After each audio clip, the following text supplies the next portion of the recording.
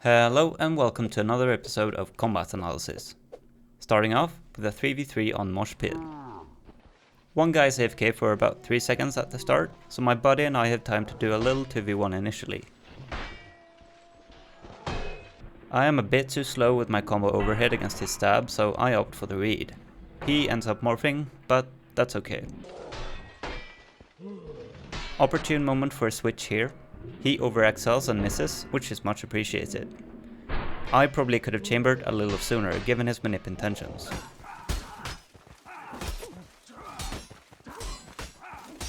Despite the smooth start, I end up overreading 2 of his attacks here. The third one passes underneath my feet, but he reads the counterattack and retakes initiative with a chamber morph. Which could have been the end of me, but since he wasn't expecting me to attempt to hard read the stab, he feinted the morph and missed his opportunity to kill me in recovery. At this point in the game we are 3 versus 1 and it should be pretty uncomplicated.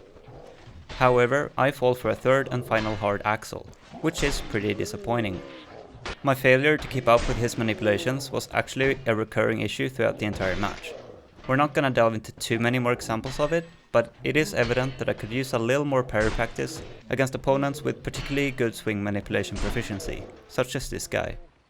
The teamplay aspect was a lot better though. I fed the War Axe neither stam nor parries, and never allowed the Greatsword to switch onto my team, despite managing a decent switch myself.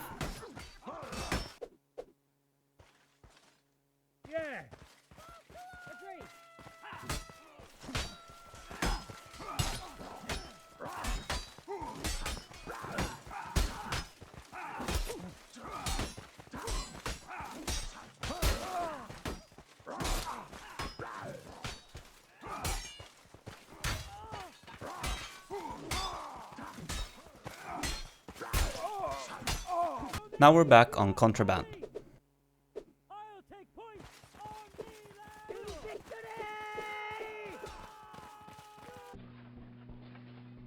I do have to be a bit wary of this guy, since I am likely to be his closest target.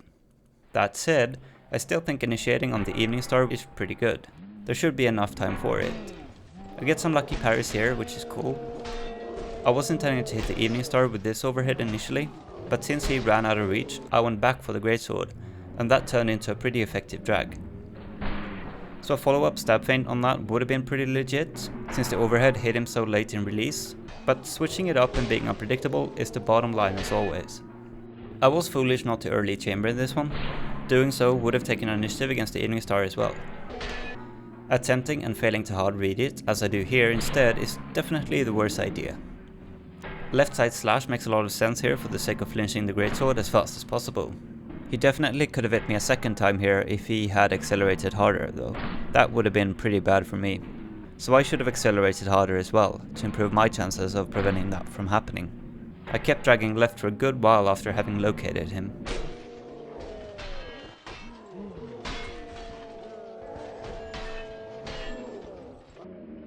Sadly I could not turn quite enough to get this parry. Otherwise it was timed correctly. As for his follow-up slash, I really didn't see it at all. But the lean back, his drag and us sitting on opposite sides of the corner all contributed to it missing completely. I definitely could have continued my combo here. This chamber feinted parry was also pretty uncalled for. I don't think there was anything about his model that indicated a drag. Anyway, the fight is concluded with a chamber side stab. I didn't get up to too much swing manipulation in this one, mostly got by on the double parries they kept feeding me, and successful stab riposts. I don't know if I should consider myself lucky that the Battle Axe never managed to intervene. He did come close once, and that was sort of according to plan, but thereafter I was completely preoccupied with the 2 opponents in front, and the only reason why I remained unharmed by him at that point was because of his decision to switch onto Taigan instead. It wasn't until after the game that I realized this is what happened, though.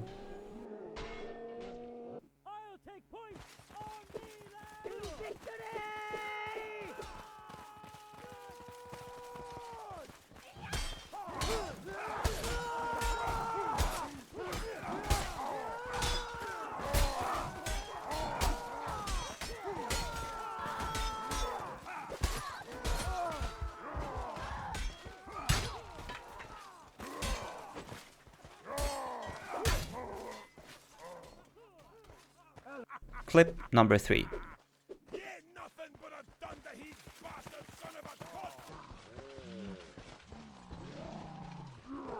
The initiation here is okay, but my camera work after getting chambered is pretty awful. This little turn really makes it hard for me to see his model on the next attack.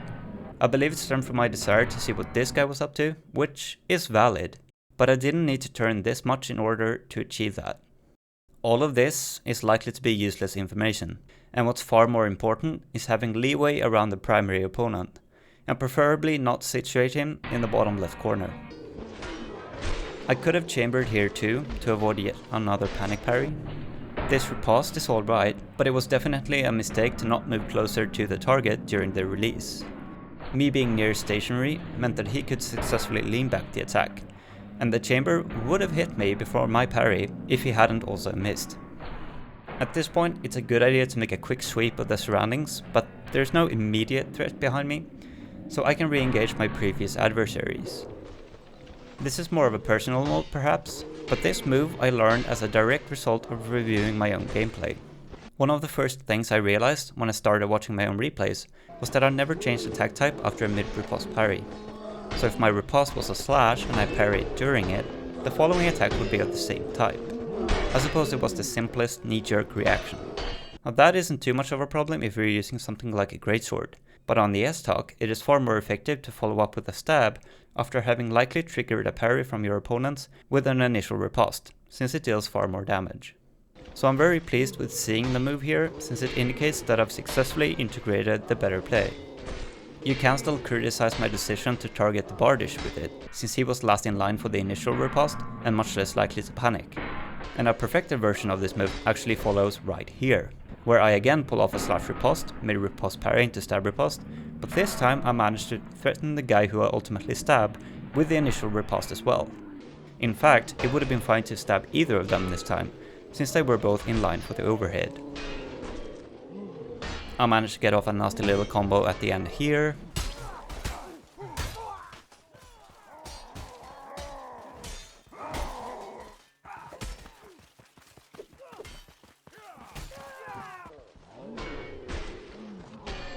Slight blunder on my hard read, but fortunately he goes for the kick and loses initiative. Thanks to the successful hit from the Evening Star, he's forced to hard read my second stab as well, and I just barely managed to bypass the parry with a morph, thus closing out the fight.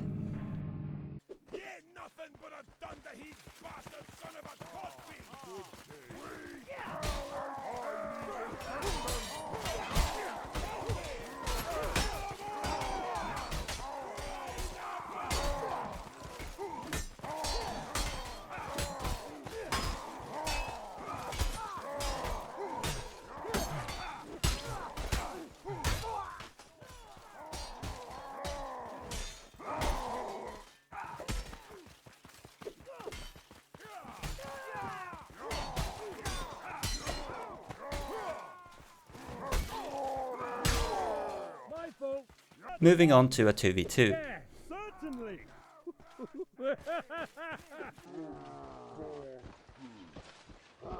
Successful chamber feint here. This slash can be aimed at either opponent, I just barely managed to outswitch Flicker. Why I went for this kick is a little unclear to me. I don't think it's particularly smart. He sees it coming though and goes for the counter, which throws me off a little bit. This is also a pretty stupid kick. I'm glad I cancelled them both before committing, but preferably I would never have wound up either in the first place. It's a good chamber, it keeps their pressure up, and it's very likely that they feint here anyway. The feint follow-up is also a pretty strong play, but I feel like I could have continued with another attack instead of a kick. Not because this kick was unlikely to land, I actually think it was pretty calculated given his movement, but it deals quite a lot less damage and more importantly doesn't threaten Flicker at all, who I would otherwise have initiative against with a standard attack. I could essentially keep them both under wraps with a stab follow-up.